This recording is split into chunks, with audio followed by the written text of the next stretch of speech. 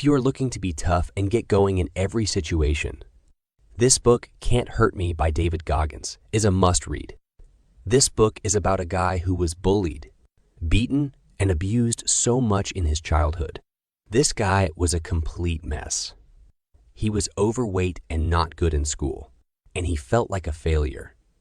But one day, everything changed, and this guy turned out to be David Goggins. If you want to know book deeply, then I give link in this video description. Check out and buy. Who are reading books daily? They are grow daily in all factor of life. So let's come in book summary. Today, we will discuss a fantastic book, Can't Hurt Me. Master Your Mind and Defy the Odds by David Goggins. The name says it all. Master your mind and defy the odds. This book is about a guy who was bullied, beaten, and abused so much in childhood. This guy was a complete mess. He was overweight, not good in school, and feeling like a failure. But one day, everything changed, and this guy turned out to be David Goggins.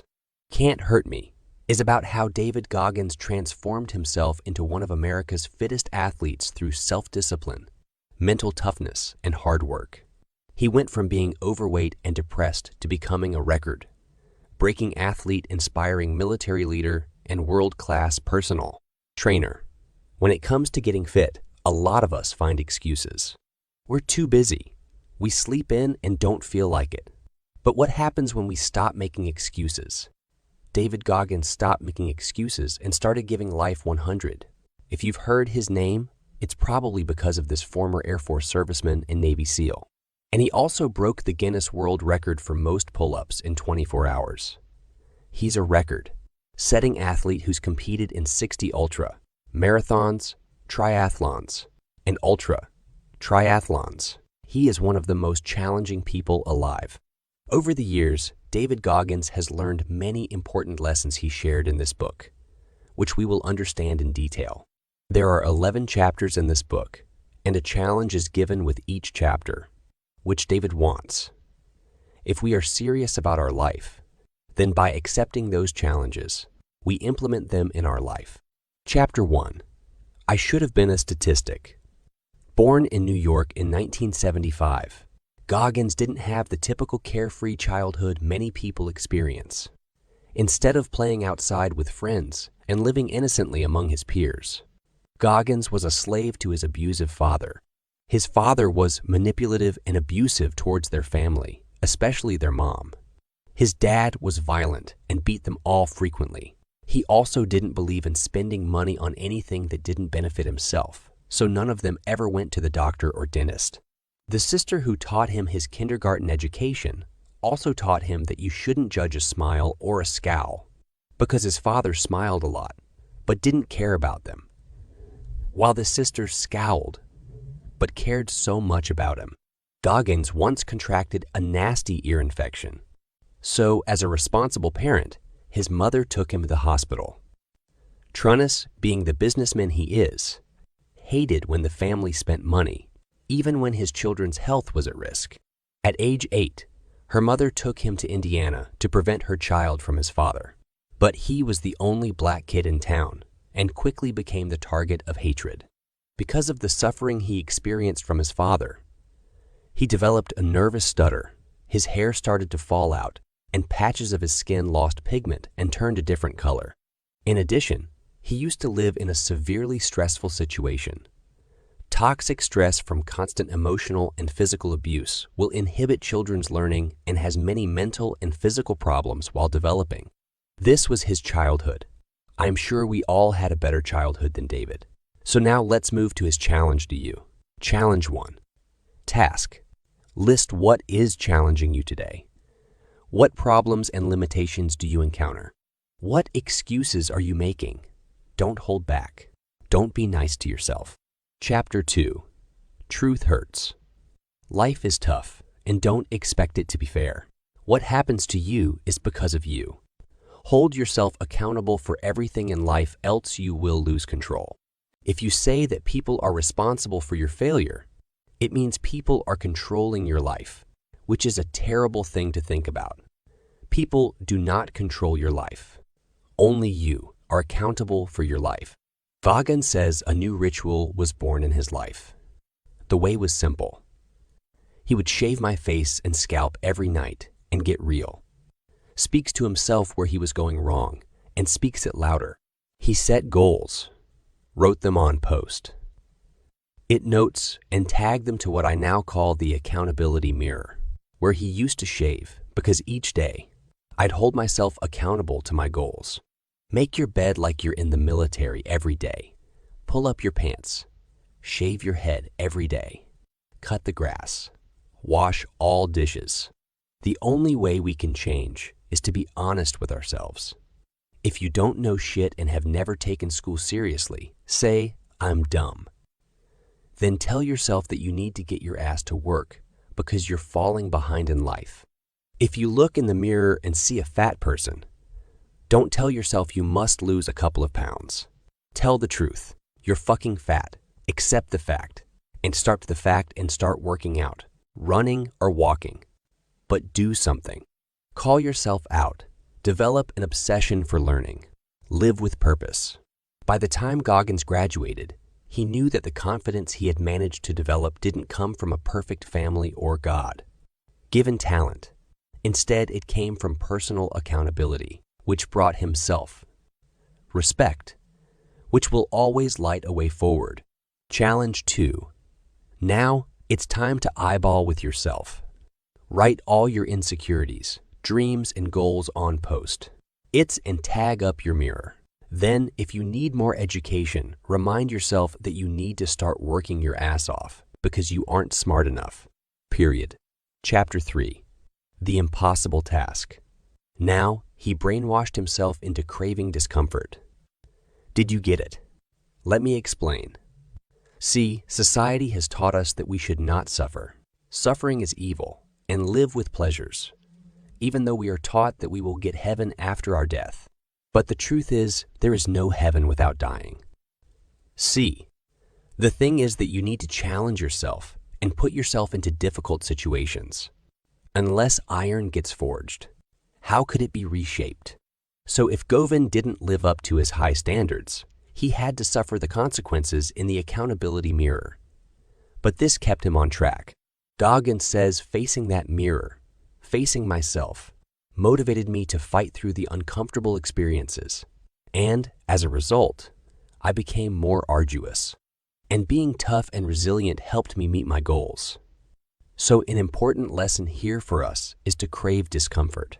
Instead, find some discomforting things to do.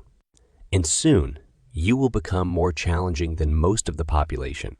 Challenge. 3. Here, the challenge for you is stepping outside your comfort zone regularly. Dig out your journal again and write down all the things you don't like to do or that make you uncomfortable, especially those things you know are good for you. Chapter 4. Taking Souls. This chapter discusses mindset, mental toughness, setbacks, and perspective. There is a saying, it's all in your mind. Everything in life is a mind game. David recalls Hell Week during his SEAL training, which was both physically draining and mentally demanding. As most SEAL recruits tend to be physically fit, the Hell Week program is structured to expose each recruit's character, determination, and mental strength. According to David, the Taking Souls concept was crucial in psyching and re-energizing his team. David recalls Hell Week during his SEAL training, which was both physically draining and mentally demanding. As most SEAL recruits tend to be physically fit, the Hell Week program is structured to expose each recruit's character, determination, and mental strength. According to David, the Taking Souls concept was crucial in psyching and re-energizing his team. There was an instructor named David, called Psyche Pete. He was cruel to David and his team. As his team leader, David did not want to show any weakness and worked hard to ensure the group was motivated. Even though he was nursing a knee injury, David still participated vigorously in the exercises and led his team to win each race. Challenge 4. Choose any competitive situation that you're in right now. Who is your opponent? Is it your teacher, coach, boss, or an unruly client? No matter how they treat you, there is one way to earn their respect and turn the tables, and that is excellence. Chapter 5. Armored Mind. Hell Week is designed to show you that a human is capable of much more than you know. It opens your mind to the possibilities of human potential, and with that comes a change in your mentality. You no longer fear cold water or doing push-ups all day. You realize that no matter what they do to you, they will never break you.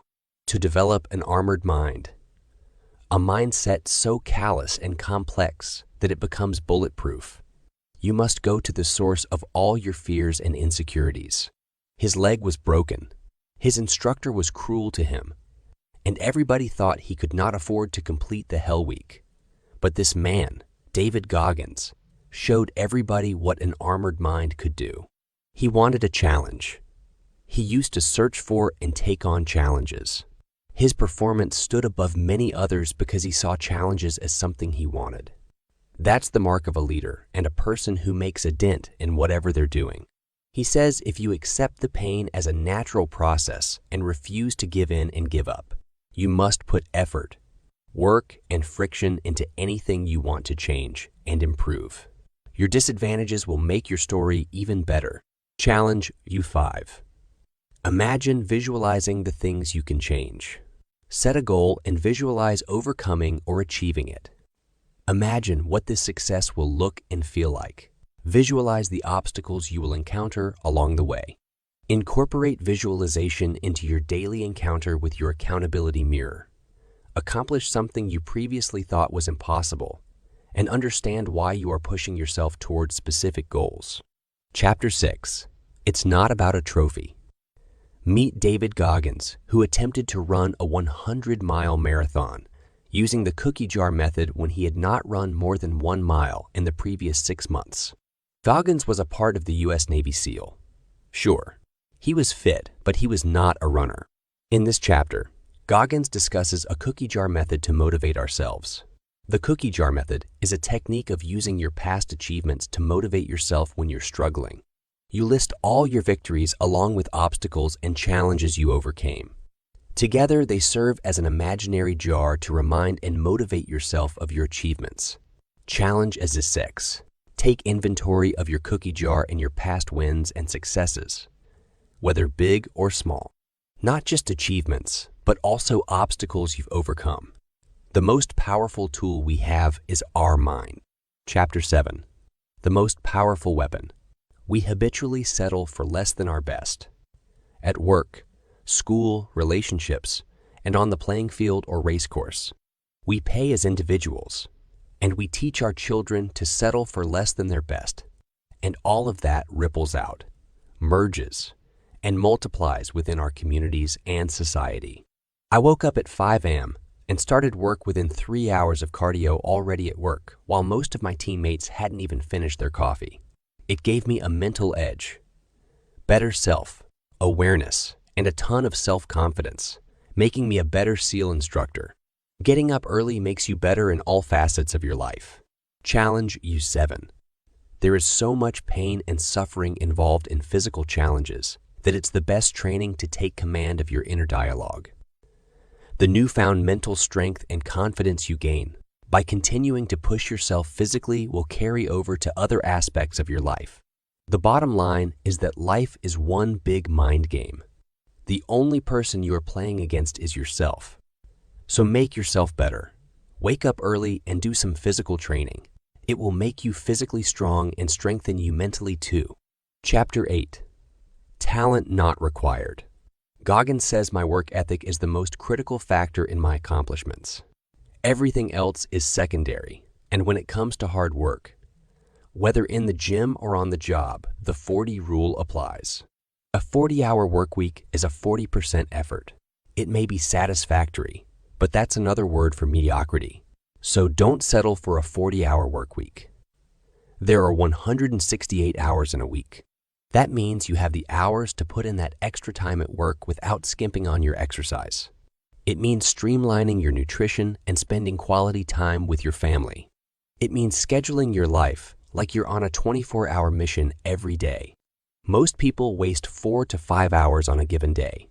And if you can learn to identify and utilize it, you'll be on your way toward increased productivity. Challenge 8. Compartmentalize your day instead of being a multitasker. Week 1. Document your week in full detail and what you spend your time on. Week 2. Build an optimal schedule and lock everything into place in 15 to 30 minute blocks. Put your entire focus into each thing. Make a note of timestamps. Week 3. You should have a working schedule that maximizes effort without sacrificing sleep. Chapter 9. Uncommon amongst uncommon. Goggins loved going to ranger school because no matter who you were in the outside world, you started from the beginning all over again. No matter what we achieve in life, we can't be satisfied. Life is too dynamic of a game. We are getting better or worse. We should celebrate our victories, but once it dies down, we must make new goals and routines and start at 0 the next day. Challenge 9. Do whatever you must to stand out amongst the people around you. If the people around you are already doing good and on top, do what you must be one. Chapter 10. The empowerment of failure. Goggins was about to pass Delta training, but blew it because he was unfocused for a little bit. After his failed world record pull-up attempt, he did an after-action report. R. This is crucial to do a post-mortem of your work, no matter how the mission went, acceptable or not. It will show you a new direction. We must surround ourselves with people who tell us what we need to hear, not what we want. But at the same time, it does not make us feel like we're against the impossible. Failure is just a stepping stone to future success. Most wars are won or lost in our heads, and when we're in a foxhole, we usually aren't alone. Our thoughts are always with us, so observe them consciously and don't let them ruin you. When Roger Bannister tried to break the 4-minute mile in the 1950s, experts told him it couldn't be done, but that didn't stop him. He failed repeatedly, but persevered. And when he ran his historic mile in 3:59.4 on May 6, 1954, he didn't just break a record. He broke open the floodgates simply by proving it possible. 6 weeks later, his record was eclipsed. By now, over 1,000 runners have done what was once thought to be beyond human capability. Challenge. 10. Write out all of your failures. Note everything positive that came from your losses. Describe how you handled your failures.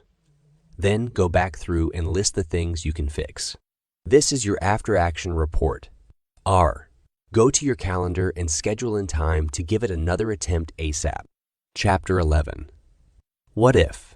The Buddha famously said that life is suffering.